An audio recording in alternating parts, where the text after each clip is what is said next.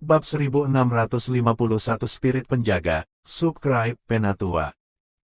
Golden Growler mengendus-endus di sekitar tanah. Tampaknya melacak aroma Blood Dog, dan setelah beberapa saat, ia mulai berlari ke depan. Bangunan batu yang rusak ada di mana-mana, dan kehadiran mereka di sana membuat Hansen mengerutkan kening. Golden Growler terus bergerak, dan setelah 100 mil, ada sejumlah besar loh batu berserakan di lapangan. Tablet batu tidak diletakkan dengan rapi, dan banyak dari mereka bahkan terbalik. Tapi mereka adalah satu-satunya objek di tempat itu yang menampilkan teks. Hansen membuat Golden Growler melambat. Karena fakta bahwa Golden Growler harus mengikuti suatu aroma agar tetap pada jalurnya, dia menariknya sedikit. Jika dia melanjutkan, akan sulit menemukan anjing darah. Hansen mengamati tablet yang menampilkan teks kuno, jenis bahasa yang telah dipelajari Hansen sejak lama. Beberapa bagian tablet hilang, tetapi banyak yang masih bisa dibaca. Ymir kalah. Hansen berpikir itu aneh. Yang ada hanya nama seseorang dan kata dikalahkan. Tablet tersebut tidak terlihat seperti batu nisan, tetapi juga tidak terlihat seperti plakat peringatan. Hansen merasa aneh. Dia tidak tahu siapa karakter Ymir yang seharusnya. Hansen memeriksa beberapa tablet lain yang ada di dekatnya. Salah satu dari mereka berkata, Veles dikalahkan. Selain perubahan nama, yang lainnya juga sama. Hansen mengerutkan kening dan terus memeriksa tablet lainnya. Mereka semua sepertinya mengandung sebuah nama, dan kata dikalahkan setelahnya. Jikalah, Gautama kalah, Marili kalah, Ginger kalah, Brahma kalah, Zeus kalah. Semua nama itu ada di tablet yang compang camping, tapi tidak ada yang membedakannya. Namun, mereka memang memberinya perasaan dingin, dan itu membuatnya merasa seolah-olah mundur ke masa lalu. Rasanya seperti kesedihan meresap di atmosfer tempat itu.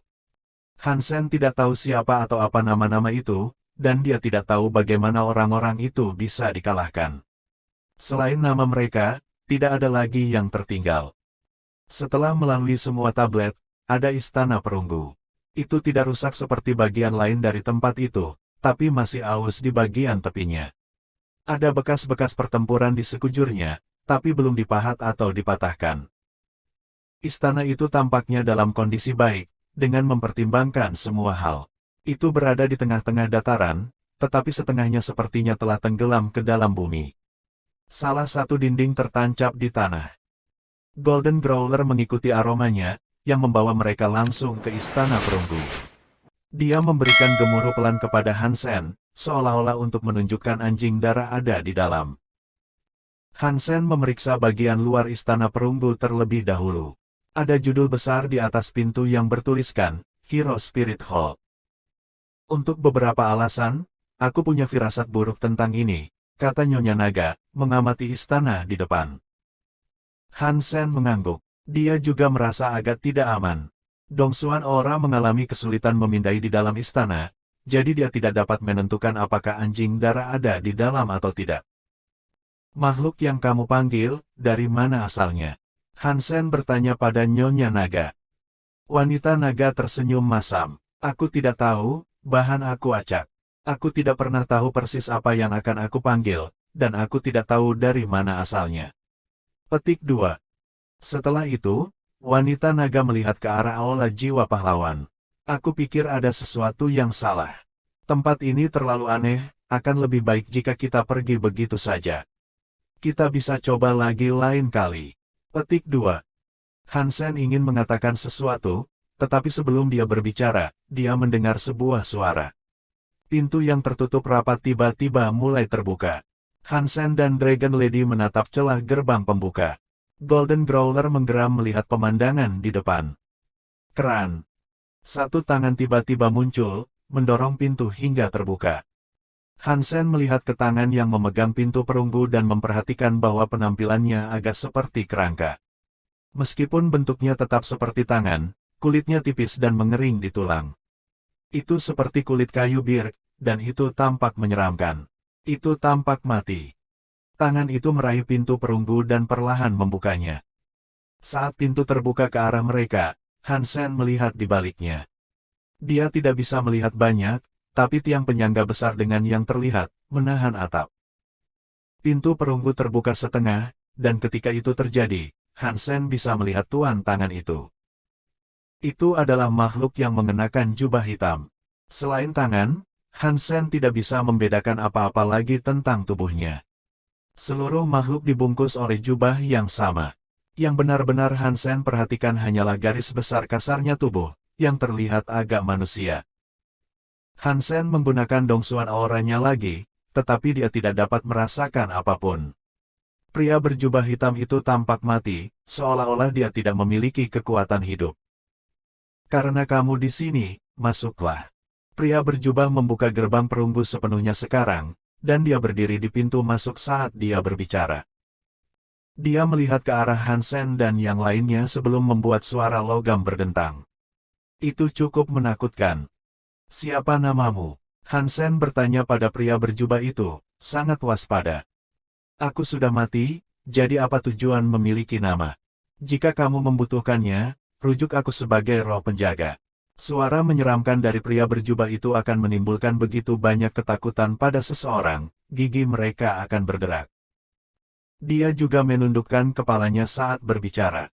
Wajahnya tertutup sepenuhnya oleh tudung, seperti roh yang menghantui kuburan. Roh penjaga, siapa yang kamu lindungi? Ketika Hansen mendengar nama itu, dia tidak merasa lebih baik. Dia juga tidak mau melangkah maju. Aku tidak menjaga siapapun sekarang, kata roh penjaga dengan dingin. Hansen mengerutkan kening dan menatap pria itu lagi. Kemudian, dia menunjuk ke tablet dan bertanya, apakah kamu menjaganya? Roh penjaga tiba-tiba tertawa aneh dan berkata, ya dan tidak. Aku menjaga mereka, tapi aku tidak menjaga mereka. Petik 2. Apa artinya? Hansen bertanya dengan cemberut. Kamu akan tahu jika kamu datang dan melihat. Roh penjaga masih tertawa aneh. Apapun yang kamu jaga, aku tidak bisa mengatakan aku tertarik, kata Hansen, lalu menepuk Golden Growler-nya sebagai indikasi sudah waktunya untuk pergi. Itu berbalik dan mulai. Tempat itu aneh. Hansen mengira dia tak terkalahkan di tempat suci Dewa keempat, tapi masih banyak hal aneh dan menyeramkan yang menempati alam itu. Jadi, Hansen tidak berpikir dia bisa membunuh segalanya. Setelah dia melihat begadang, dia tahu dia tidak abadi seperti yang dia bayangkan.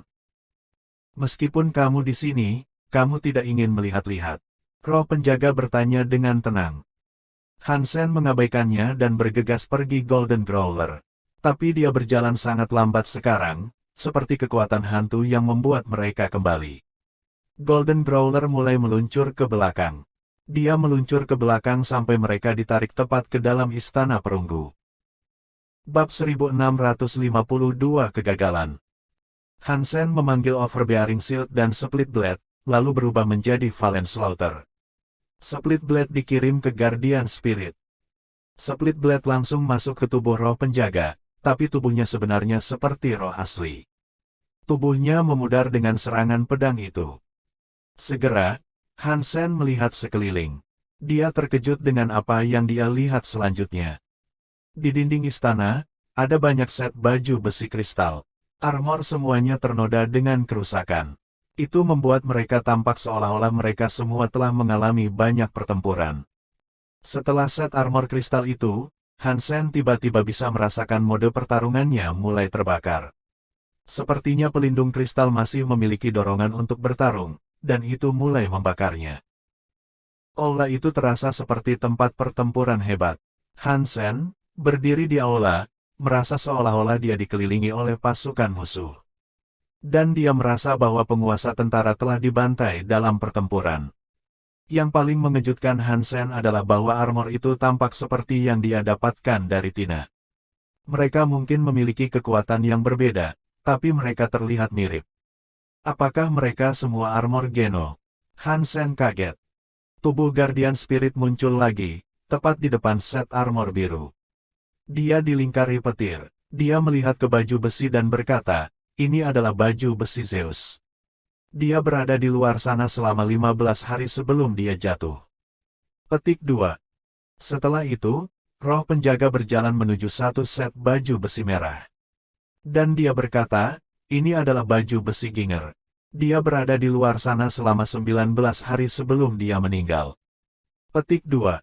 Roh penjaga berjalan ke setiap set baju besi yang bisa dilihat, dan memberitahu mereka milik siapa baju besi itu.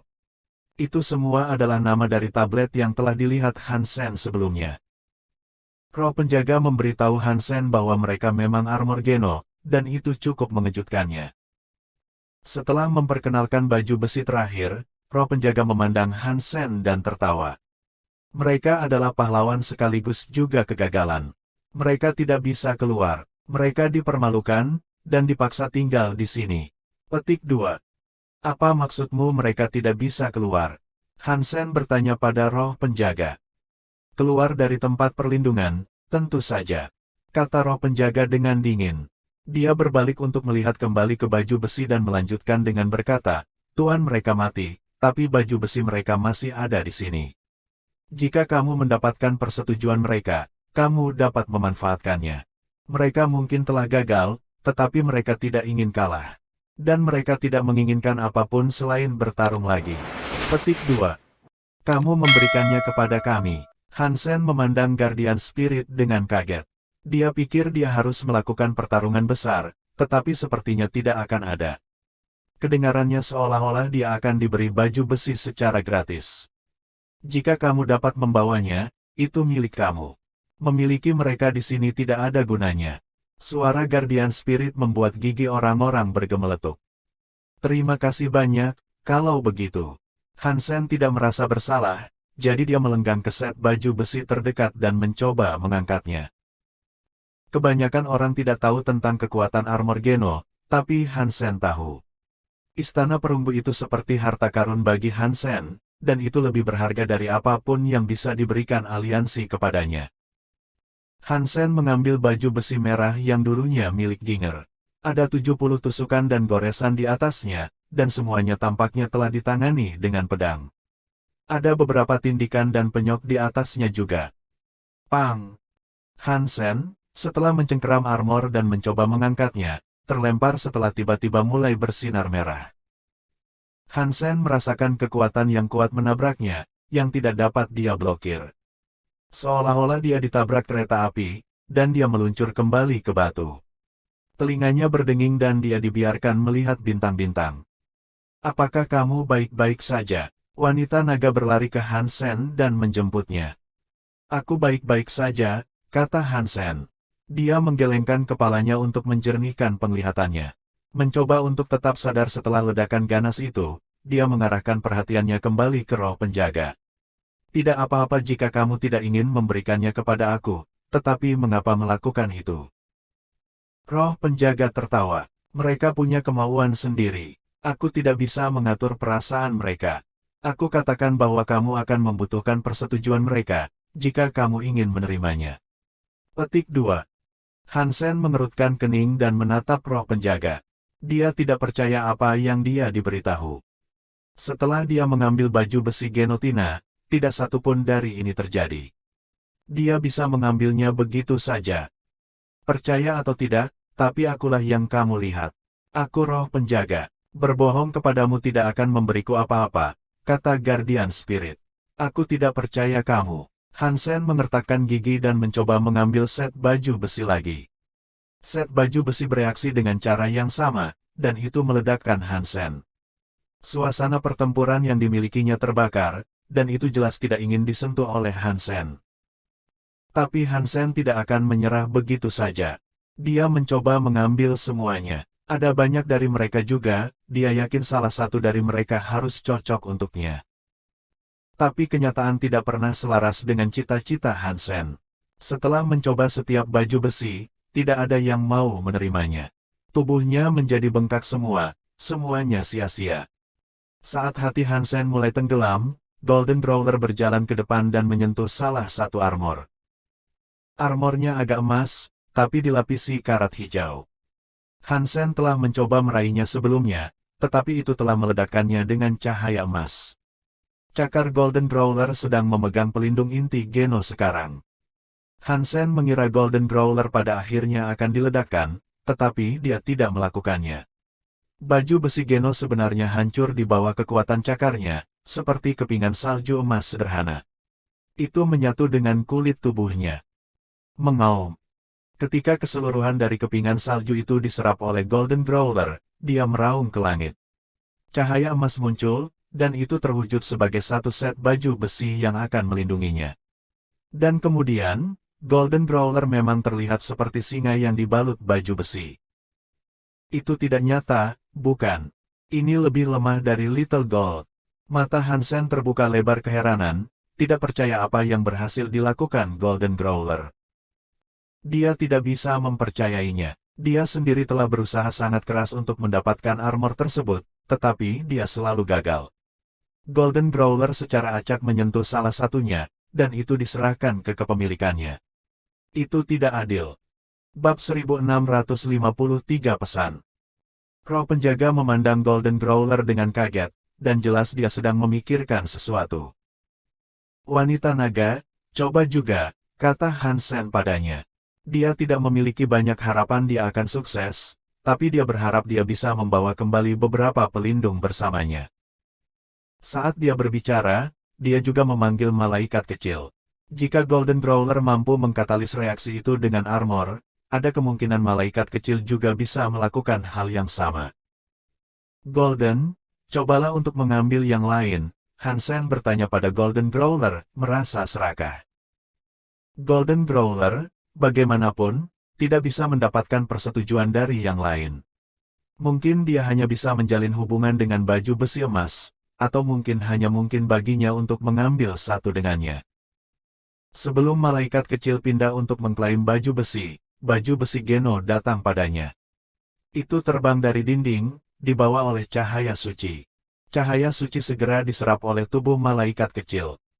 Itu tidak adil. Bagaimana itu bisa terjadi? Hansen melihat cahaya suci malaikat kecil. Itu telah terjalin dengan baju besi Geno yang dia kenakan sekarang.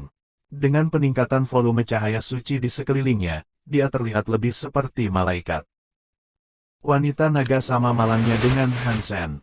Dia mencoba banyak armor Geno, tetapi gagal setiap saat. Tapi sepertinya dia akan gagal sebanyak yang dia miliki. Dragon Lady menyentuh satu armor secara spesifik. Itu meledak menjadi api dan menyatu ke dalam tubuhnya. Asterismen. Ini menyebalkan. Mengapa aku tidak bisa memilikinya? Ini tidak mungkin. Hansen ingin mencoba menyentuh baju besi Geno lagi. Hasilnya tetap sama. Tidak peduli seberapa keras Hansen mencoba, dia tidak bisa mendapatkan persetujuan yang diperlukan untuk mengambil baju besi itu. Crow penjaga memandang Golden Growler, Little Angel, dan Dragon Lady, dan berbicara. Armor Geno Roar, armor Marili, dan armor Ymir. Tidak buruk. Hansen terlihat tertekan. Dia menghibur dirinya sendiri dengan mengatakan, armor ini pasti milik kru yang kalah. Tidak apa-apa, aku toh tidak menginginkan mereka. Petik 2. Pergilah. Ini adalah tempat tanpa harapan. Jangan kembali. Crow penjaga mulai berbicara lagi dengan suaranya yang menyeramkan. Apakah kamu seorang kristalizer? Hansen bertanya pada roh penjaga. Aku mati. Tidak peduli siapa aku. Setelah dia mengatakan itu, gerbang balai jiwa pahlawan tiba-tiba terbuka. Kemudian, kekuatan hisap yang kuat menarik mereka keluar dari sana. Jatuh. Hansen dan yang lainnya jatuh ke tanah. Ketika mereka berdiri kembali, mereka berada di dataran yang telah mereka capai sebelum menabrak tembok yang menuju ke tempat tersembunyi. Hansen berdiri dan menyentuh dinding lagi. Itu adalah batu yang dingin, dan tidak lebih. Mereka tidak bisa lagi kembali. Hansen terbang dan melewati gunung. Dia menyadari dengan terkejut bahwa gunung itu terletak tepat di atas dataran. Hanya ada rumput di belakangnya, dan tidak ada reruntuhan, tablet, atau balai jiwa pahlawan. Jika bukan karena Golden Growler masih mengenakan baju besi Genonya, Hansen akan percaya bahwa seluruh urutan itu adalah mimpi yang aneh. Mereka sekarang tidak dapat menemukan Blood Dog dan reruntuhannya, yang berarti menaikkan level Dragon Lady adalah usaha yang gagal. Untungnya, dia akan mendapatkan kesempatan lain dalam waktu dekat, dan tidak perlu terburu-buru. Dan fakta bahwa dia telah mendapatkan armor Geno yang dibuat untuk itu. Mungkin terlihat sedikit melelahkan, tapi itu adalah penemuan yang bagus. Tapi setelah meninggalkan reruntuhan, cahaya armor Geno menghilang. Sepertinya mereka telah kehilangan kekuatan mereka. Mereka tidak dapat dipanggil di area umum tempat suci Dewa Keempat. Hansen mencoba menjernihkan pikirannya dan memikirkan masalah ini dengan serius. Reruntuhan itu pasti tidak berasal dari suaka Dewa Keempat, dan Hansen yakin itu pasti milik suaka kelima yang ada di alam semesta aliansi. Sesuatu pasti telah terjadi di alam semesta aliansi, di mana banyak hal hancur. Mirip dengan apapun yang membuat ruang kontrol Stay Up Latte berantakan. Nasib yang sama pasti menimpa Loh Batu dan Balai Jiwa Pahlawan. Mereka pasti tersebar di seluruh cagar alam. Lembah Waktu mungkin adalah salah satu tempat itu juga. Apa yang terjadi menulis di sana? Hansen tidak memiliki banyak informasi, jadi solusi mutlak tidak dapat diperoleh. Kembali ke tempat penampungan, Hansen sekarang ingin kembali ke aliansi. Tapi dia mendengar domba murah dan sapi hijau di tengah-tengah diskusi. Aku benar-benar ingin melihatnya. Pasti menakutkan dan mengasyikkan pada saat yang sama. Karakter malu-malu terdengar agak bersemangat. Saudara domba, dari mana Dewi Kematian berasal? Dia membunuh salah satu dari 10 putra dewa, Kaisar Ilusi. Jika dia bergabung dengan Divinity's Bolt, mungkin dia bisa bertarung melawan dolar. Bu sapi hijau.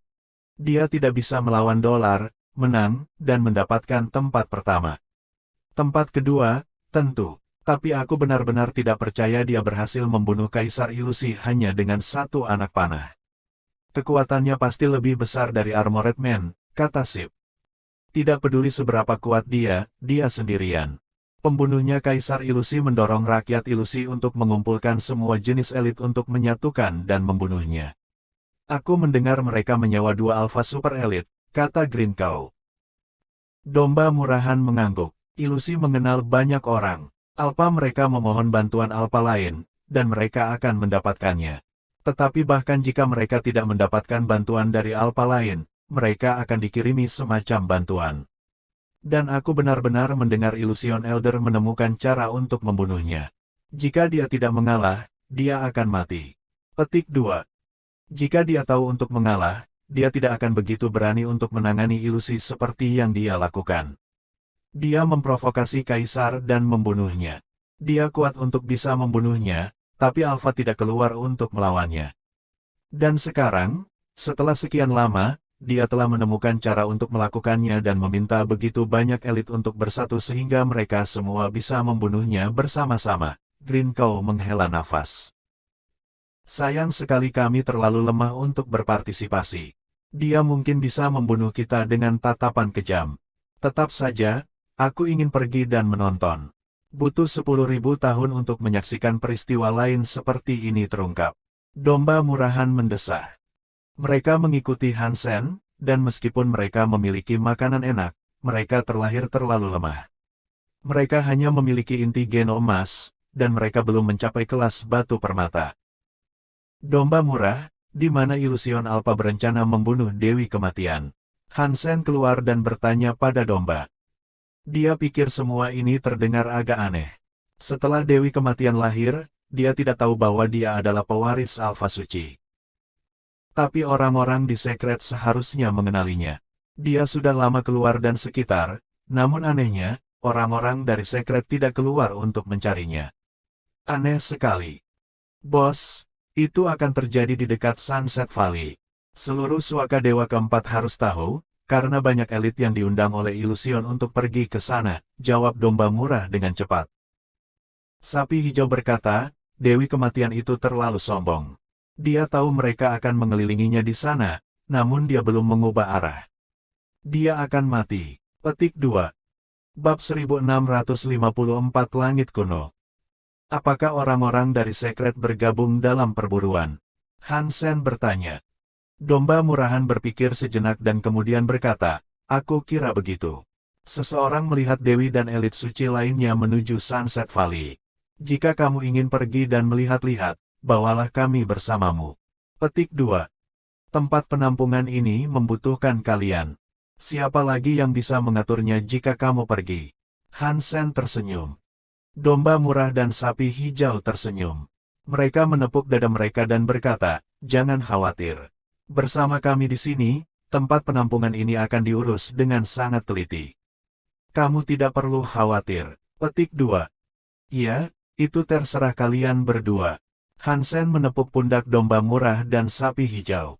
Dia memuji mereka lagi, lalu kembali ke aliansi. Sakral mengirim orang untuk membunuh Dewi Kematian. Sepertinya mereka tidak tahu bahwa dia adalah telur dewa yang dicuri oleh Destroyer Wolf. Menilai dari penampilan dan kekuatannya, pemimpin suci seharusnya mengenali siapa dia. Aku bertanya-tanya mengapa dia tidak bisa. Hansen memikirkan ini sebentar. Keesokan harinya, dia mengumpulkan Bauer, Little Silver, dan Little Star, dan membawa mereka ke Sunset Valley. Hansen ingin mencari tahu apa yang terjadi dengan Dewi Kematian, dan dia membayangkan balas dendam. Hansen merasa lebih santai dalam perjalanannya kali ini, dan tidak perlu terburu-buru atau perlu membunuh makhluk di sepanjang jalan. Dia langsung menuju Sunset Valley tanpa gangguan.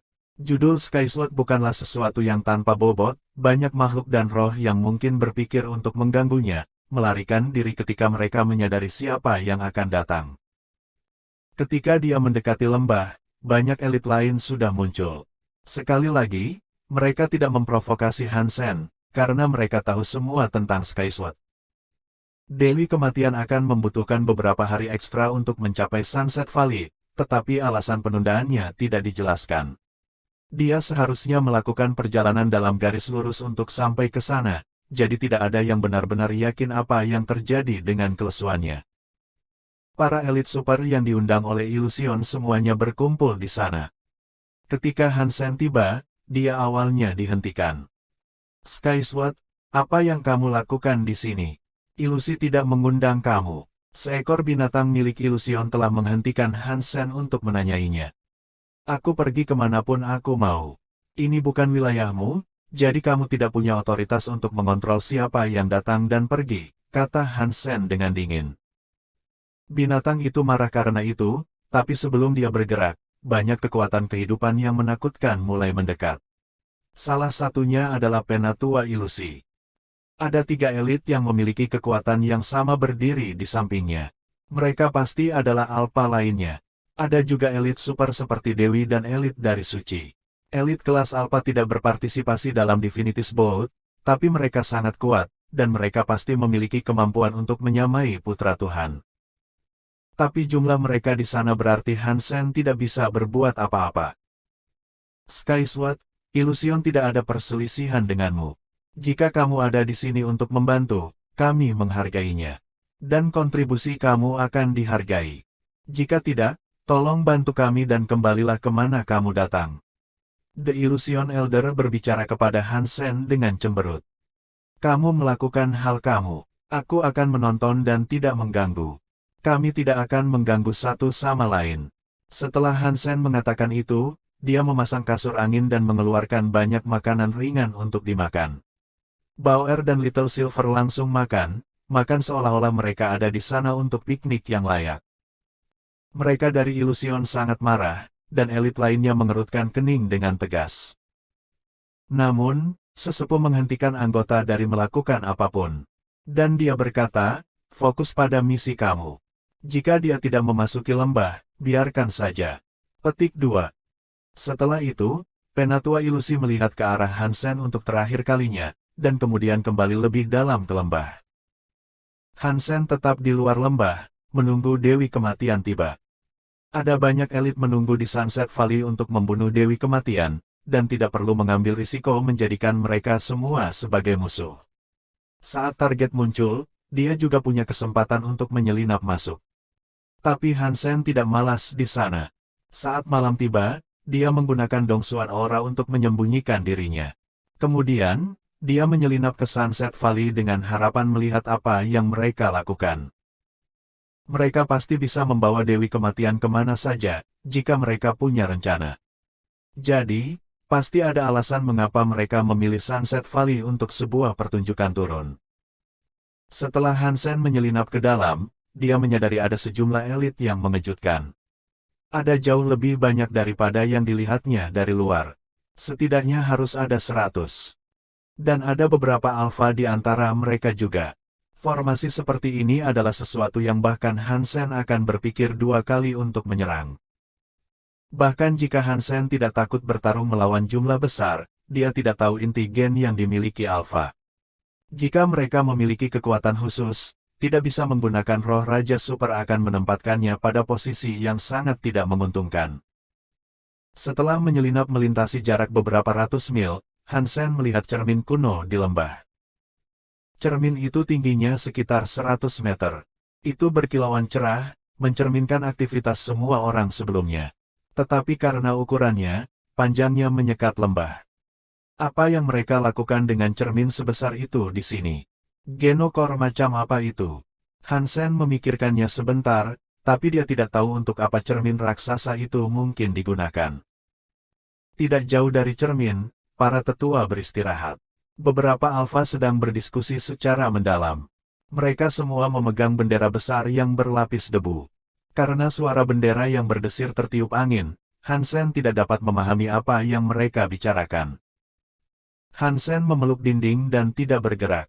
Dia melemparkan sutra Dongsuan untuk melihat apakah dia bisa mendengarkan melalui suara yang dihasilkan oleh bendera dan mendengar apa yang mereka katakan.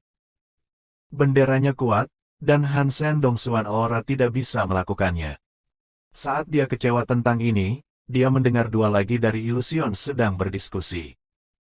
Kali ini, kami memiliki 4 alfa dan cermin kuno. Kupikir kita bisa membunuh Dewi Kematian dan membalas dendam. Petik 2. Oh ya, jadi apa itu cermin langit kuno? Bisakah itu menekan panah Dewi Kematian? Jika mereka tidak bisa dihentikan, kita akan terluka bahkan jika kita tidak bisa membunuhnya. Petik 2. Jangan khawatir, ini akan berhasil. Cermin langit kuno adalah inti Geno Kaisar Langit kuno. Dengan cermin di sini, kita tidak perlu takut pada Dewi Kematian. Petik 2. Mengapa demikian? Alpha mengatakan itu rahasia, tapi kita akan segera mengetahuinya. Hansen mendengarkan lebih banyak tetapi tidak mempelajari apapun yang berguna. Kemudian, dia memutuskan untuk meninggalkan Sunset Valley. Tapi Hansen sudah tahu bahwa cermin langit kuno adalah untuk Alpha untuk membatasinya. Bab 1655 Dewi Kematian.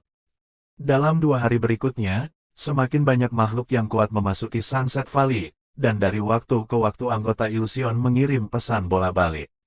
Aktivitas di lembah terus meningkat, dan nampaknya Dewi Kematian seharusnya sangat dekat dengan sini.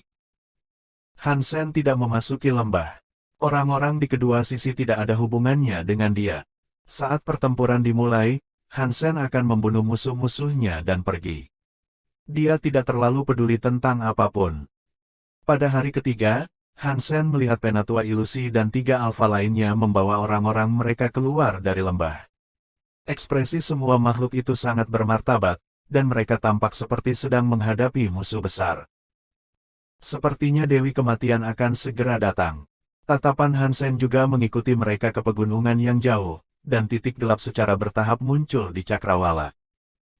Karena dia tidak bergerak terlalu cepat, butuh waktu lama sebelum Hansen bisa melihat penampilan sebenarnya dari bintik hitam itu.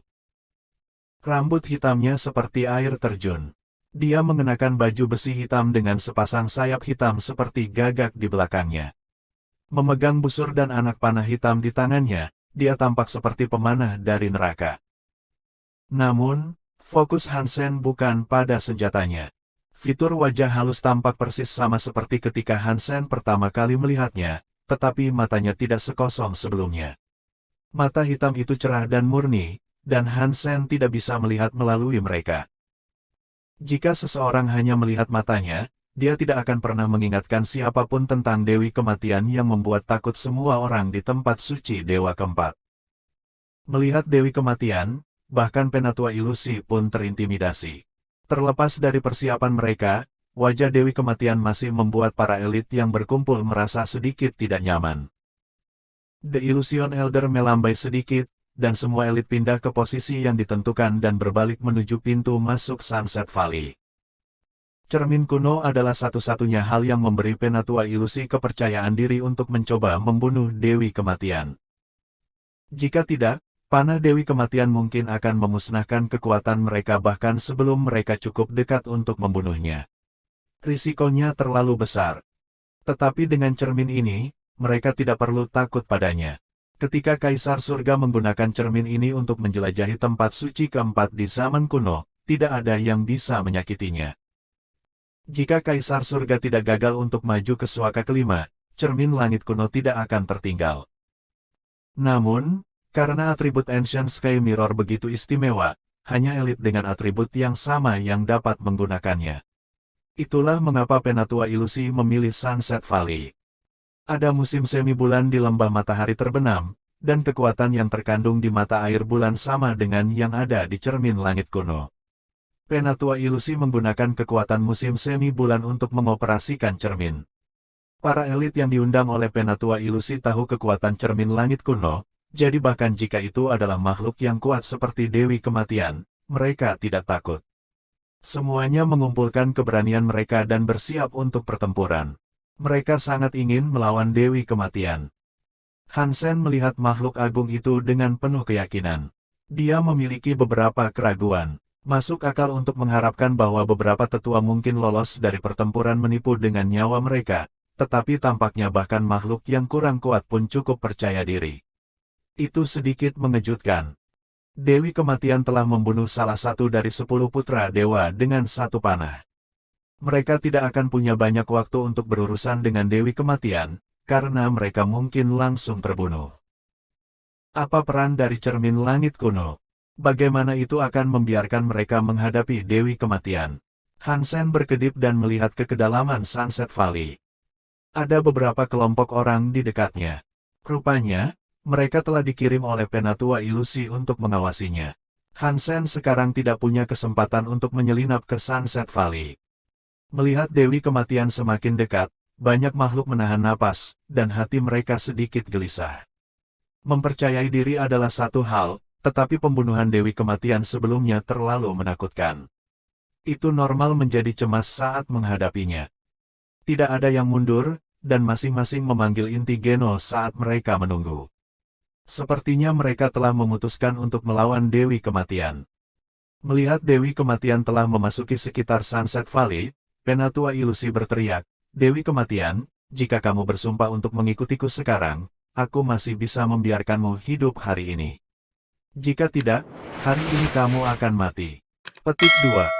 Setiap seseorang memandang Dewi Kematian dan menunggu tanggapannya. Sementara semua orang ingin melihat Dewi Kematian, Hansen sebenarnya yang paling penasaran. Dia adalah satu-satunya yang mengetahui asal mula sebenarnya dari Dewi Kematian, tetapi Dewi Kematian saat ini agak aneh bagi Hansen. Dewi Kematian adalah keturunan dari guru suci dan permaisuri penghancur, sehingga kekuatan di tubuhnya telah diwarisi dari mereka.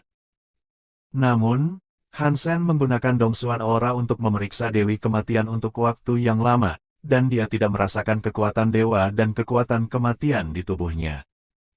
Dewi Kematian tidak menyembunyikan kekuatannya. Hansen bisa dengan jelas merasakan kekuatan hidupnya yang kuat, tapi kekuatan hidupnya sepertinya tidak diwarnai oleh kekuatan suci atau kematian. Sebaliknya, Hansen merasa bahwa kekuatan itu familiar. Tidak heran para elit suci tidak tahu dari mana asalnya.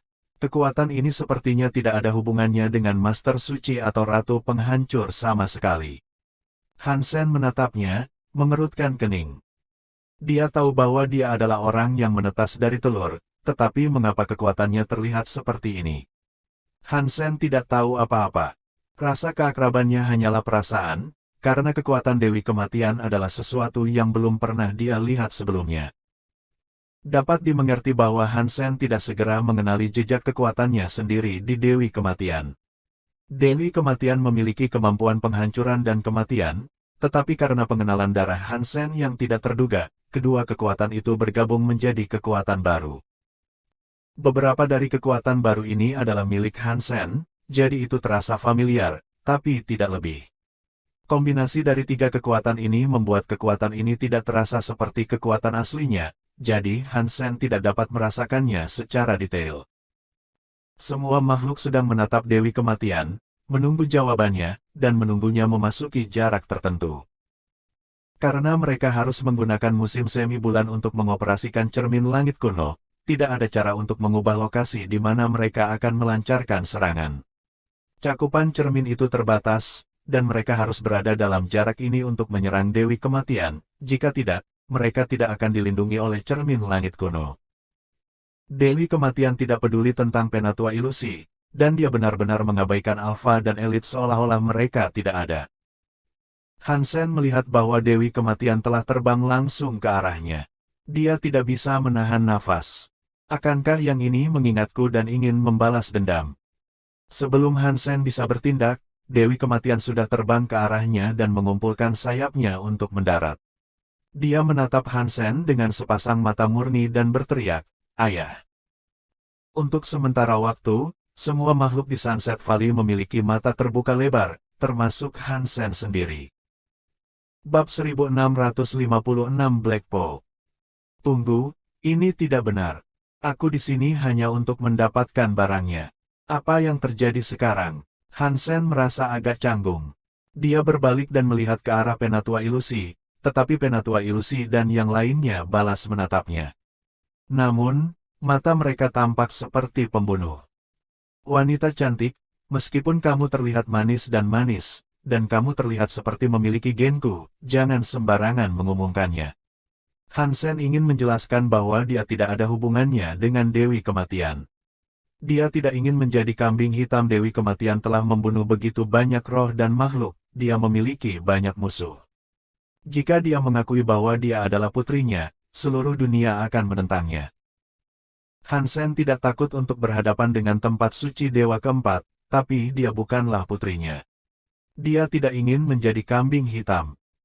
Sebelum Hansen bisa menyelesaikannya, Penatua Ilusi berkata dengan marah, "Tidak heran kami tidak dapat mempelajari apapun tentang dia, dia adalah pewaris kamu. Kamu membuatnya membunuh makhluk di seluruh suaka Dewa Keempat. Beritahu kami mengapa kamu melakukan ini. Jika tidak perlu bicara, kita harus membunuh mereka berdua sekarang, sebelum mereka membawa kerusakan permanen ke tempat suci Dewa Keempat." Petik 2. Ya, bunuh mereka. Banyak elit melangkah maju dengan inti genom mereka, masing-masing memiliki kekuatan yang menakutkan. Mereka ingin membunuh Hansen dan Dewi Kematian. Hansen merasa tidak enak. Ini tidak ada hubungannya dengan dia. Meskipun dia tidak takut menjadi musuh Illusion Elder, dia tidak ingin memulai perang tanpa alasan. Saat Hansen mencoba menjelaskan lebih lanjut, Dewi Kematian sudah menggambar busur hitamnya. Sebuah panah hitam berhasil dicabut. Dewi Kematian menarik benang itu sejauh mungkin dan melepaskannya. Panah yang mengamuk terbang melintasi langit, mendorong dirinya sendiri ke dalam tubuh makhluk super. Makhluk itu harus lebih besar dari gajah, tetapi ketika panah itu menembus binatang itu, ia meledak dan mati. "Jangan ganggu aku dan reuni ayahku." Dewi Kematian menembakkan panah lain saat dia memelototi para elit. Hansen ingin mengatakan sesuatu lebih banyak, tapi dia berhenti. Orang tidak akan percaya apapun yang dia katakan sekarang. Dia bisa melihat amarah membara dalam kerumunan di bawah, dan dia tahu pikiran mereka tidak bisa diubah. "Mati!" Penatua Ilusi meraung. Dia mengangkat disilusi, yang diisi dengan cahaya suci, saat dia menyerang Hansen dan Dewi Kematian. 3 tetua dan elit lainnya langsung menuju mereka juga. Saat monster meraung, kekuatan menakutkan mereka mendarat. Kekuatan gabungan mereka lebih menakutkan daripada serangan pria lapis baja. Tidak ada yang bisa dilakukan Hansen. Dia juga membiarkan Bauer, Little Silver, dan Little Star ikut serta dalam pertarungan. Tapi Dewi Kematian mengepakkan sayapnya dan terbang tinggi. Busur hitam di tangannya berkedip. Setiap kali berkedip, panah ditembakkan, dan makhluk atau roh lain terbunuh. Dewi Kematian membidik Penatua Ilusi yang kuat berikutnya, tetapi dia menggunakan cakram untuk memblokirnya. Inti geno cakram yang kuat itu dihancurkan oleh kekuatan panah. Tapi Dewi Kematian tidak mengalah, karena kilatan panah datang tebal dan cepat. Dia menembak jatuh semua makhluk dan roh saat dia membungkuk di antara mereka. Hansen membeku saat dia menyaksikan tontonan itu. Dia sekuat itu. Dia akan menjadi sekuat Armored Man. Hansen kaget. Bagaimanapun, Dewi Kematian tidak pernah melewatkan satu tembakan pun. Selain 4 tetua, makhluk super lainnya terbunuh dengan satu panah. Bahkan 4 tetua harus mengorbankan inti genom mereka agar tidak terbunuh. Panah Dewi Kematian tidak seperti kekuatan langit yang dipalsukan. Bukannya skill itu tidak akan pernah bisa meleset, jadi itu adalah kemahirannya yang mengejutkan panah Hansen. Death Goddess memiliki prediksi yang kuat. Sama seperti ketika Hansen menembakkan panahnya, dia mampu memprediksi setiap kemungkinan sebelum melepaskan tembakan. Berkali-kali dia tampak tidak menembak apa-apa, tetapi ketika anak panah itu mencapai ujung penerbangannya, makhluk akan muncul dan tertusuk olehnya. Ini terlalu kebetulan. Mata Hansen hampir jatuh dari rongganya.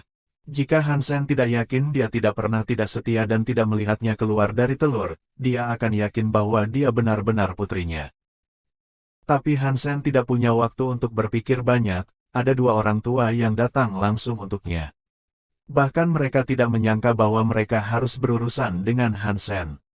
Masa bodoh. Jika kalian memiliki kematian, jangan keluarkan aku. Hansen bergabung dengan Valen Slaughter dan memanggil Overbearing Shield dan Split Blade miliknya. Kemudian, dia memulai serangannya.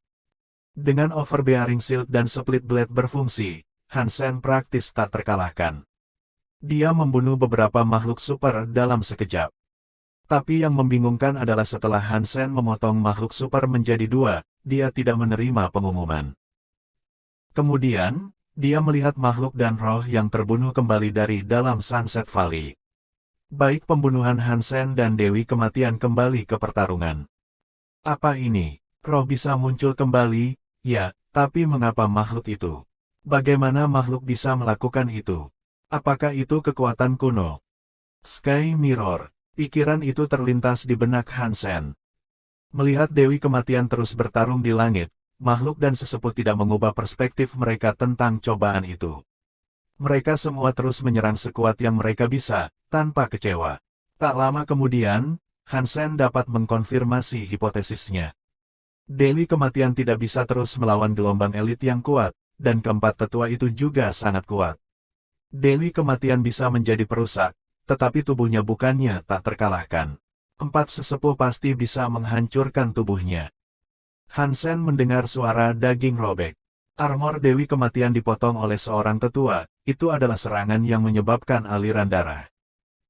Dewi Kematian berbalik dan menembaki kepala tetua itu.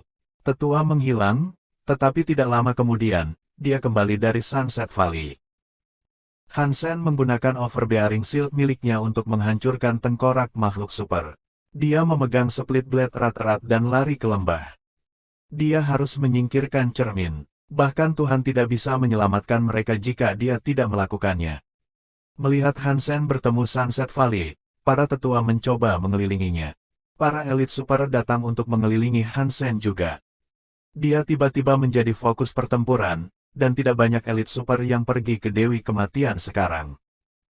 Bab 1657 Pembunuhan Tanpa Akhir. Di sekitar Hansen tidak pernah bekerja. Dengan gerakan dongsuannya, dia bisa dengan mudah lepas dari segala kemungkinan jebakan. Dan dengan cara ini, dia menyelinap pergi dan melanjutkan perjalanan ke Sunset Valley. Banyak elit super mengejarnya, tetapi 2 tetua hanya tertawa dingin pada Hansen. Mereka tidak mengejarnya, dan sebaliknya, mereka mengejar Dewi Kematian. Armor Dewi Kematian rusak, anak panahnya mungkin tidak bisa dihancurkan, tetapi tubuhnya tidak. Dia tampak dalam kondisi yang sangat buruk. Apakah dia telah melanggar Sunset Valley? Illusion Elder bertanya pada 2 tetua yang datang ke arahnya. Dia punya, jawab seorang penatua. Illusion Elder tersenyum muram. Bagus, ini pengaturan yang sempurna untuk Dewi Kematian. Menggunakannya padanya juga akan berhasil. Petik 2. Aku akan membunuh Dewi Kematian dan Sky Sword hari ini. Aku akan mengejutkan seluruh tempat suci Dewa Keempat, salah seorang tetua dengan gembira menyatakan. 3 tetua yang diundang ke sana oleh penatua ilusi semuanya berasal dari kelompok yang lebih kecil. Mereka lebih lemah dari Illusion Elder, dan mereka bersemangat untuk membunuh seseorang yang kuat. Para tetua yang sangat penting, seperti Dark Spirit, tidak mudah untuk diundang. Abaikan pikiran itu. Mari kita fokus untuk membunuh Dewi Kematian dulu. Penatua ilusi mengumpulkan 3 tetua lainnya untuk menyerang Dewi Kematian. Hansen sedang dalam perjalanan ke Sunset Valley. Bintang kecil membawa Bauer dan Little Silver melalui dinding ngarai, mengikuti tuan mereka. Mereka segera berada jauh ke dalam pegunungan, dan akhirnya, para elit tidak dapat melacak mereka. Karena jumlah yang dibunuh Dewi Kematian, para elit super terus keluar dari Sunset Valley. Hansen memandang Ancient Sky Mirror dan melihat makhluk super keluar darinya. Hansen pernah membunuh makhluk itu sebelumnya, tapi itu dia, keluar dari cermin itu. Hansen sekarang tahu pasti bahwa cermin itu bisa menghidupkan kembali orang mati. Tapi Hansen tidak tahu bagaimana hal seperti itu akan berhasil. Hansen juga tahu bahwa Dewi Kematian melakukannya dengan buruk. Dia tidak ada hubungannya dengan dia, tapi dia tetap lebih suka jika dia tidak mati. Dia menggerakkan split blade-nya untuk menyerang cermin. Tebasan Hansen sangat kuat. Itu adalah sesuatu yang tidak akan diremehkan oleh makhluk di tempat suci Dewa Keempat. Split blade bisa merobek jalinan ruang, dan bahkan menghancurkan inti Geno. Cahaya pedang yang dilepaskan menghantam cermin dan menyebar ke seberang. Sayangnya, itu tidak membahayakan cermin. Ini membuat Hansen cukup terkejut. Hansen terus menebas, dan saat dia melakukannya, dia melihat sesuatu yang agak aneh. Cermin langit kuno adalah cermin. Ketika Hansen memukulnya, itu akan mencerminkan citra Hansen yang memukulnya. Cahaya pedang akan terhubung di dalam cermin dan di luar cermin. Yang aneh adalah bahwa cahaya pedang di dalam cermin itu bukan hanya pantulan visual. Dua kekuatan bertemu di dalam cermin dan memadamkan diri. Dan itu berarti kekuatan yang dilepaskan Hansen tidak akan menimbulkan kerusakan sebenarnya pada cermin yang ingin dia hancurkan. Hansen mengubah taktik dan menyerang cermin secara langsung dengan split blade. Cahaya pedang bisa menjadi pantulan, tapi dunia di dalam cermin itu tidak nyata. Sekarang pisaunya mengenai cermin, Hansen berpikir dia bisa merusaknya. Tapi ketika dia memukulnya, wajahnya berubah. Split blade-nya dan cermin split blade-nya menjangkau satu sama lain. Ketika mereka menyerang satu sama lain, Hansen dikirim kembali dengan terhuyung-huyung. Serangan itu tidak mengenai cermin, itu mengenai split blade di dalam cermin, dan split blade yang datang ke arahnya memiliki kekuatan yang sama dengan yang dia keluarkan sendiri. Cermin itu tidak rusak, dan Hansen dikirim ke belakang. Hansen mengerutkan kening, ini terlalu aneh. Tidak ada daya yang dapat merusak cermin. Sepertinya dia tidak bisa merusaknya. Hansen menggunakan beberapa elemen berbeda untuk menyerang, tetapi hasilnya sama. Tidak peduli kekuatan apa yang dia gunakan, itu tercermin. Tidak heran para tetua tidak mengikutiku. Mereka tahu aku tidak akan bisa memecahkan cermin, pikir Hansen dalam hati. Jika aku tidak bisa memecahkan cermin, hanya ada satu hal yang tersisa untuk aku lakukan. Hansen tampak seperti pembunuh. Dia memanggil inti Geno Dewa dan perisai sombong. Dia mengeluarkan mesin terbang Raja Semut Bloodlust dan berubah menjadi Valen Slaughter. Kemudian Hansen menggunakan semua kekuatan itu untuk memukul monster yang mencoba keluar dari cermin. Ada suara keras, dan monster yang lebih besar dari dua gajah pecah di bawah serangan itu. Itu berdarah deras saat hancur. Hansen terlihat kedinginan, tapi split blade tidak berhenti sampai di situ. Dia menggunakannya untuk melawan tombak dari roh yang masuk dan memotong seluruh tubuhnya. Darah ada di mana-mana, dengan teriakan juga. Semua makhluk dan roh yang mencoba masuk melalui cermin sekarang terjebak di dalamnya. Hansen membunuh mereka, dan mereka respawn. Dan makhluk dan roh itu terus respawn, tanpa ada dari mereka yang bisa membunuh Hansen sebelum sepenuhnya keluar dari cermin. Semakin banyak makhluk yang terperangkap di cermin sekarang. Semakin sedikit musuh yang menyerang Dewi Kematian, membebaskannya. Ketika dia membunuh dua tetua, mereka respawn di cermin dan akhirnya terjebak. Mereka tidak dapat bergabung kembali. Sekarang mereka dijebak oleh Hansen, mereka tidak bisa pergi.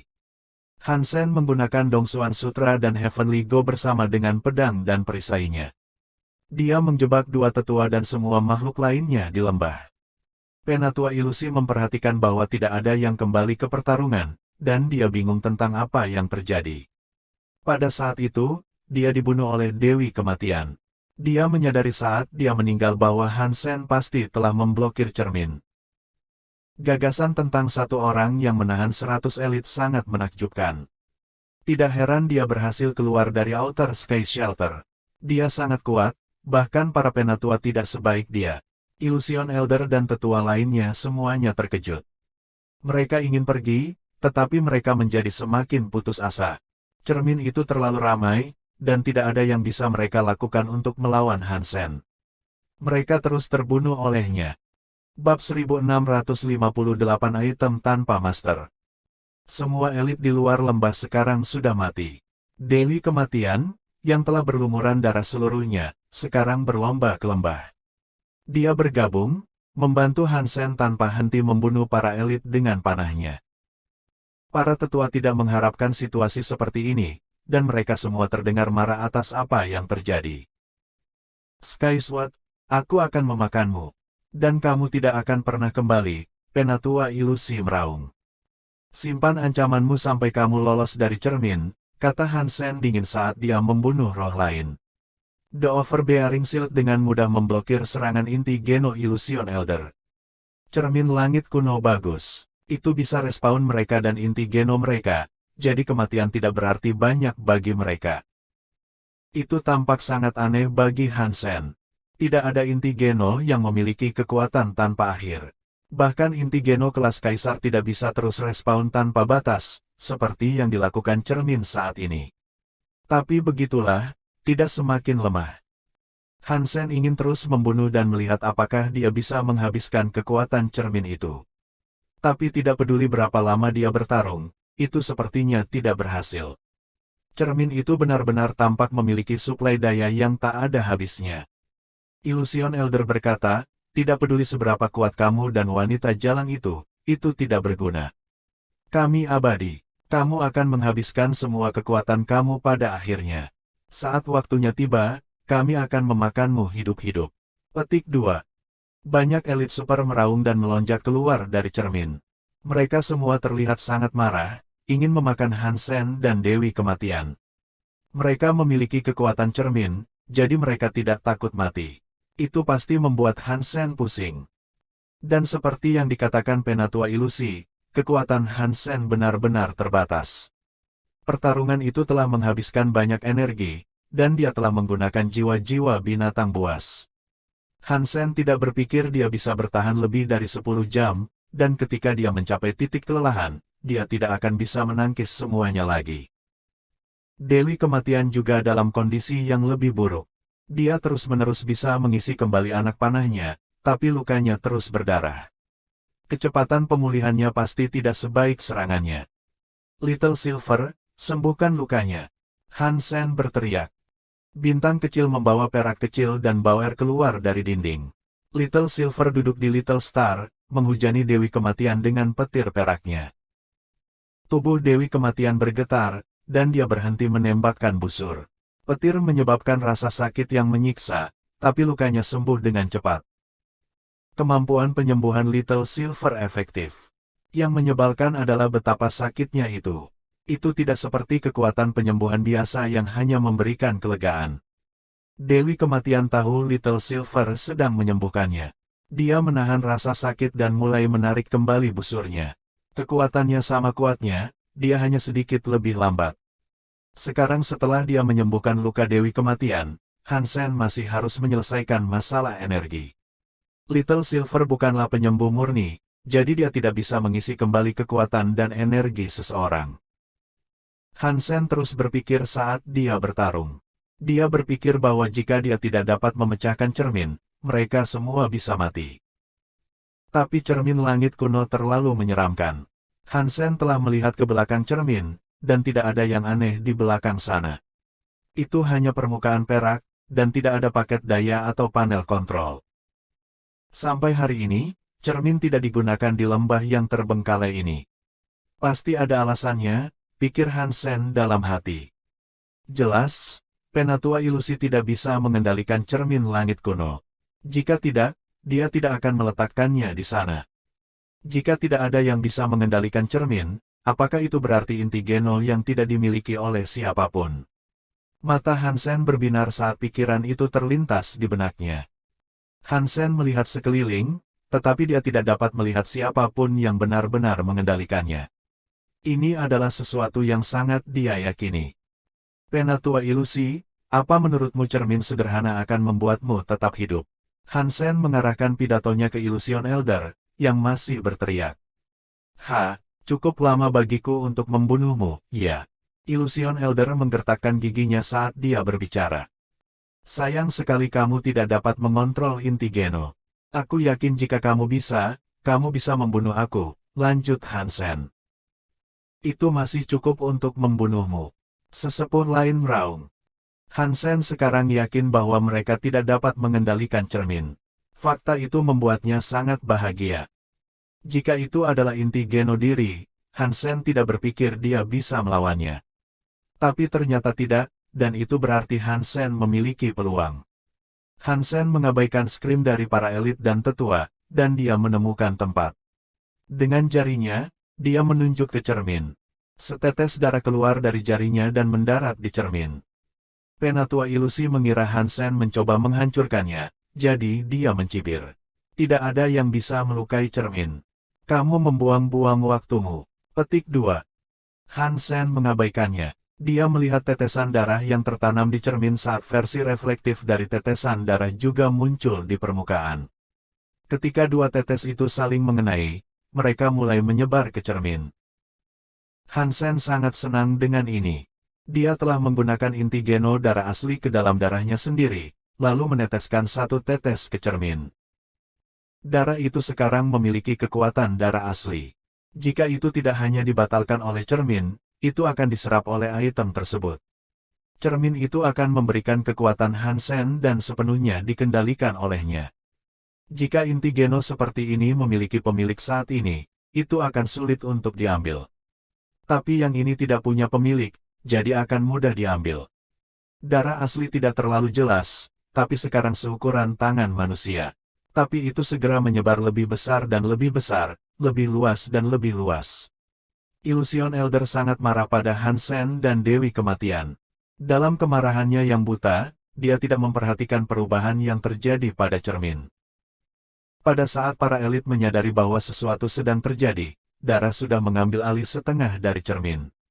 Bagian atasnya diwarnai merah.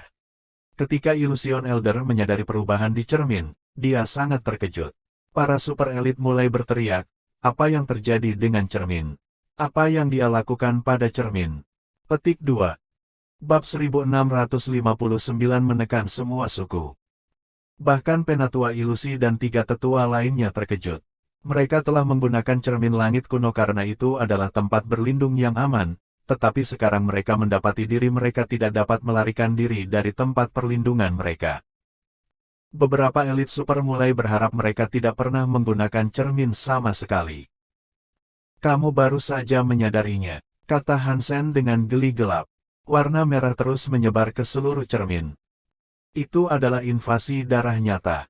Pengambil alihan Real Blood selalu dimulai dengan lambat, tetapi semakin banyak Genokor yang dikendalikan oleh Real Blood, semakin cepat prosesnya. Pang! Para elit super ingin melarikan diri, tetapi mereka hanya bisa mengenai permukaan reflektif berdarah. Mereka tidak bisa keluar seperti sebelumnya. Semua makhluk dan roh terus menggebrak cermin, seperti segerombolan monster yang dipenjara. Mereka ketakutan saat menabrak dinding kaca yang berdiri di antara mereka dan kebebasan. Mereka tidak bisa keluar.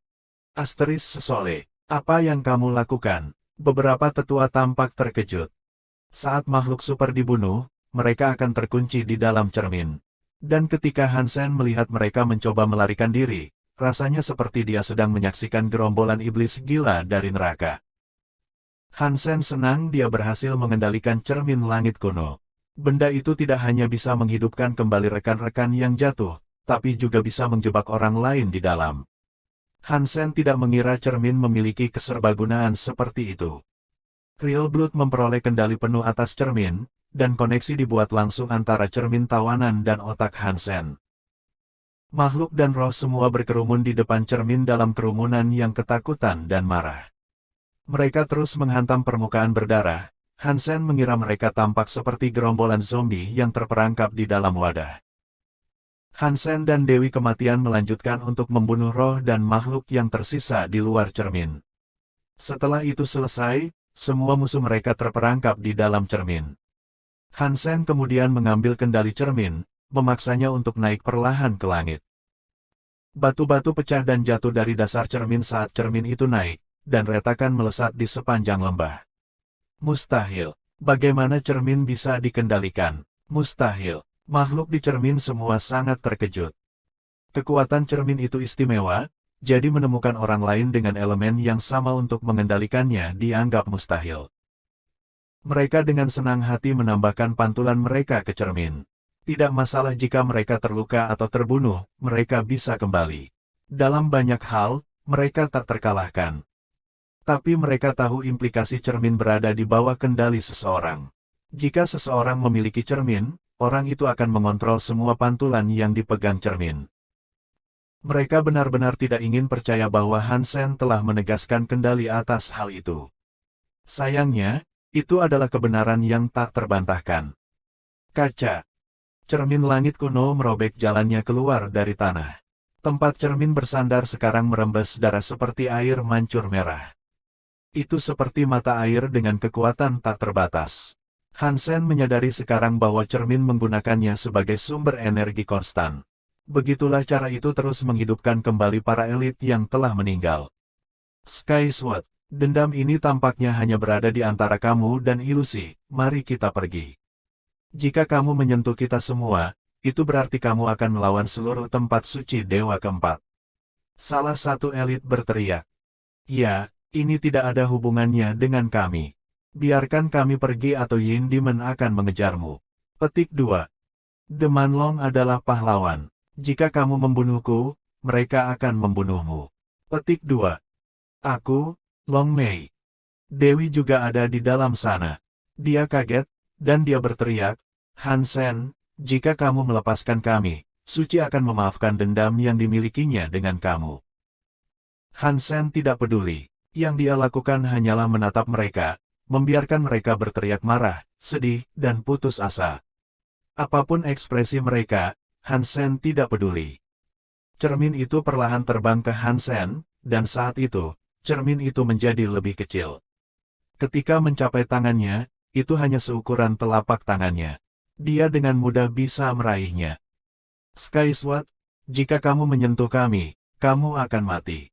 Penatua ilusi meraung, tetapi dia jelas mencoba untuk menekan ketakutannya. Mati. Hansen menggunakan pikirannya untuk meledakkan tubuh Illusion Elder. Cermin itu diwarnai merah sekali lagi. Ilusi makhluk super mengamuk binatang buas terbunuh. Tidak ada jiwa binatang yang diperoleh. Inti Geno hancur. Dagingnya telah dihancurkan. The Life Geno Essence hilang. Petik 2. Hansen terkejut. Ini adalah pertama kalinya dia tidak pernah menerima Life Geno Essence. Setelah menyaksikan kematian mendadak Illusion Elder, semua orang menjadi marah dan terkejut. Ilusi lainnya menjadi gila. Hansen menggunakan pikirannya untuk membunuh semua monster yang berteriak. Dan melihat itu, tidak ada yang berani berbicara sekarang. Mereka semua kaget. Tapi makhluk yang terbunuh di dalam cermin tidak meninggalkan apapun. Dia menyadari bahwa sebenarnya tidak ada Life Geno Essences yang tersedia. Mereka memiliki Life Geno Essences, tetapi cermin menyerap mereka. Mereka membuat cermin lebih kuat. Hansen mengambil cermin dan duduk di punggung bintang kecil. Dia ingin meninggalkan lembah. Dewi Kematian datang untuk duduk di atasnya juga. Dia melakukannya secara alami, seolah-olah itu adalah sesuatu yang biasa dia lakukan. Hansen merasa seolah-olah dia sedikit pusing. Tetapi karena Hansen tidak dapat membatalkan apa yang telah terjadi, dan dia tampaknya menganggapnya sebagai keluarga, dia bersedia mengambilnya kembali. Berita tentang pertarungan tersebut tersebar di semua tempat suci Dewa Keempat. Kisah pertarungan itu sepertinya mustahil, tetapi banyak roh dan makhluk datang untuk menyaksikan serangan terhadap Dewi Kematian. Ada terlalu banyak saksi untuk semua cerita itu kebohongan. Hansen dan Dewi Kematian membunuh para elit dari banyak suku, dan dia bahkan mengambil cermin itu. Berita tentang ini ada di mana-mana, di ujung setiap lidah di tempat suci Dewa Keempat. Berita yang paling mengejutkan adalah Dewi Kematian adalah Putri Skysword. Sulit dipercaya, tetapi Dewi Kematian yang mengatakannya sendiri. Agak mengejutkan. Dan karena mereka semua terkejut, banyak juga yang marah. Badai sedang terjadi. Hansen tahu banyak hal tidak akan diselesaikan dengan cepat jika dia rela melepaskan makhluk dan roh yang telah dikumpulkannya. Dan tentu saja, Hansen tidak akan melakukan itu. Jadi, ketika dia kembali, dia bersiap untuk bertarung. Sebelumnya, Hansen mungkin takut pada prospek mengambil seluruh tempat perlindungan. Bagaimanapun, sulit untuk bertarung dengan tinju. Tidak peduli seberapa kuat dia, orang akan terpengaruh. Tapi dengan Ancient Sky Mirror, segalanya sekarang sangat berbeda. Hansen tidak perlu takut. Bab 1660 Badai yang akan datang, jangan lupa subscribe Penatua. Kamu telah mendengar, Dewi Kematian adalah Putri Hansen. Petik 2. Itu tidak mungkin benar. Tidak mungkin manusia bisa memiliki anak perempuan seperti itu. Dan bahkan jika itu benar, dia tidak bisa masuk ke kuil di usianya. Dan dia pasti belum mencapai tempat suci Dewa keempat dan mencapai kekuatan sebanyak itu. Petik 2. Dewi Kematian mengakuinya sendiri. Dia menyebut Hansen ayahnya. Dan dia tidak hanya mengatakannya sekali. Bagaimana ini tidak benar, lalu. Petik 2. Menurutku dia lebih seperti figur ayah. Tidak masalah, bagaimanapun juga. Hansen akan menjadi terkenal kali ini. 4 tetua dan lebih dari 100 elit dijebak oleh keduanya. Aku tidak tahu apakah makhluk yang dia jebak bisa keluar hidup-hidup, bahkan jika dia membiarkan mereka. Petik 2. Aku khawatir Hansen adalah manusia terkuat yang pernah ada, selain dolar. Kuat itu kuat, tapi dia dalam masalah. Dia telah menggigit lebih banyak daripada yang bisa diakunya dengan pergi ke banyak tempat penampungan. Tidak ada sesepuh suku yang menyukainya. Mereka semua menginginkan sebagian darinya. Petik 2. Aku berharap dia bisa mempertahankannya. Aku tidak ingin melihat makhluk-makhluk itu membunuhnya. Petik 2. Hansen mendapatkan banyak wilayah untuk umat manusia di tempat suci Dewa ketiga. Mungkin di Suaka Dewa keempat, dia bisa melakukan hal yang sama. Petik 2. Itu sulit untuk dikatakan. Tidak sulit untuk mengatakannya. Mari kita lihat apakah dia bisa selamat dari serangan berikutnya dulu. Dia saat ini adalah musuh nomor 1 dari semua orang di Suaka Dewa keempat. Petik 2. Itu benar. Cukup menjengkelkan, jika kamu bertanya kepada aku. Petik 2. Hansen berada di tempat perlindungan setiap hari setelah itu, tetapi tidak ada elit atau tetua yang muncul. Tapi tempat penampungan itu tampaknya terus diserang, anehnya. Sekelompok serangga beracun, monster, dan makhluk terbang sesekali menyerbu ke arah mereka. Dan setelah Hansen kembali, koneksi tempat penampungan dengan tempat suci lainnya menjadi sunyi. Hubungan mereka dengan dunia luar terputus, dan Shadow Shelter menjadi seperti pulau terpencil. Makhluk apapun yang terlalu jauh dari tempat penampungan akan hilang. Untungnya, Hansen sudah siap. Cermin sekarang aman di dalam naungan, dan semua makhluk di tempat penampungan membuat salinan dirinya sendiri di dalamnya. Ratu, Lin Feng, dan Jing Jiwu masing-masing sangat bersemangat. Mereka merefleksikan diri sehingga mereka bisa berperang tanpa khawatir mati. Mereka dapat terus melakukan perkelahian yang mematikan dan berisiko dengan makhluk untuk naik level. Tapi mereka telah memaksimalkan poin geno suci mereka dan tidak dapat menyerap life geno essences. Ini membuat mereka tidak bisa naik level. Esensi geno kehidupan dari Suaka Dewa keempat sulit untuk diserap, dan cairan geno yang diproduksi aliansi tidak berfungsi di sana. Bahkan jika Hansen memberi mereka banyak life geno essences, tidak ada yang bisa dia lakukan untuk membuatnya bekerja. Hansen juga bukan seorang ilmuwan. Jadi, itu adalah masalah yang tidak bisa dia selesaikan. Tetapi roh dan makhluk telah menjadi sasaran latihan. Selain Gu Qingcheng dan Little Pony, semua makhluk telah melakukan beberapa cara pertempuran. Cermin itu mungkin ada di sini, tapi kamu harus tetap berhati-hati. Para tetua yang sangat kuat belum menunjukkan diri mereka. Dan ketika mereka benar-benar muncul, mereka akan dapat menangani cermin langit kuno, Gu Qingcheng memperingatkan Hansen. Jangan khawatirkan aku punya cara untuk menghadapinya. Han Sen tersenyum. Gu Qingcheng menggelengkan kepalanya. Jangan meremehkan tetua suku. Ada satu orang yang menakutkan, yang mungkin akan datang. Petik 2. Wei Hao. Han Sen terkejut mendengar ini. Jika Gu Qingcheng takut pada orang ini, maka mereka pasti sangat kuat. Dalam pertarungan Divinity 100 tahun yang lalu, satu orang mampu mengalahkan 6 jalan dan mendapatkan tempat pertama. Dia menerima baptisan Tuhan. Jadi, setelah bertahun-tahun, aku tidak bisa membayangkan seberapa kuat dia. Petik 2. Siapa namanya? Han Sen masih tidak khawatir. Dia tahu kebenaran tentang baptisan Tuhan, dan sepertinya tidak mungkin orang ini menerimanya. Ketika orang memenangkan peringkat pertama, yang mereka lihat hanyalah wadah kristal tertutup. Tidak ada yang bisa membukanya, dan mereka hanya bisa kembali. Hadiah untuk mencapai peringkat pertama tidak tersedia. Begadang sudah ada selama bertahun-tahun, jadi tidak ada gunanya. Itu iblis kuno, kata Gu Qingcheng. Iblis kuno. Han Sen kaget mendengarnya. Dia tahu nama itu dengan baik. Dia adalah penguasa Raja Naga, Xiang Yin, dan Raja Langit. Dia dikhianati oleh Asura. Han Sen tahu iblis kuno telah naik untuk mencapai tempat suci Dewa keempat, tetapi dia tidak pernah curiga dia akan menjadi begitu kuat sehingga dia mampu mengalahkan 6 jalan. Kamu melihat iblis kuno. Gu Qingcheng melihat reaksi Han Sen dan tampak terkejut. Aku sudah. Namun, Han Sen belum pernah melihat iblis kuno, dia sangat akrab dengannya. Memikirkan iblis kuno, Han Sen memikirkan Xiang Yin. Dia belum pernah mendengar banyak tentangnya, dan dia tidak tahu kemana dia pergi. Jika dia tidak jatuh, dia mungkin telah mengetahui bahwa Han Sen berada di Suaka Dewa keempat dan mencarinya. Han Sen hanya berharap dia tidak terbunuh. Jika seorang wanita seperti dia meninggal, itu akan menjadi hal yang menyedihkan. Kenapa kamu bilang iblis kuno mungkin datang? Han Sen bertanya. Iblis kuno tidak punya dendam padanya. Dia juga bukan seorang penatua. Dia hanyalah makhluk yang datang ke tempat suci Dewa keempat. Gu Qingcheng menghela nafas dan berkata, aku telah melihat iblis kuno.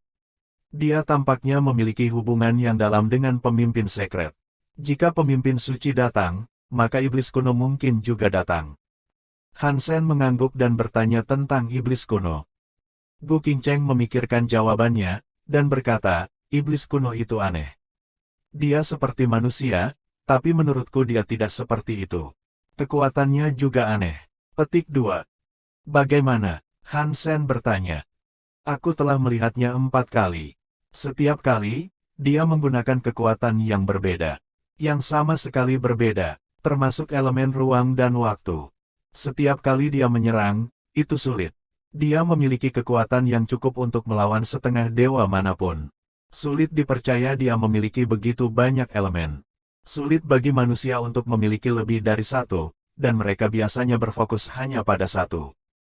Ketika aku melihatnya, semua kekuatannya berada pada level yang sama. Tidak ada bias, kata Gu Qingcheng sambil berpikir.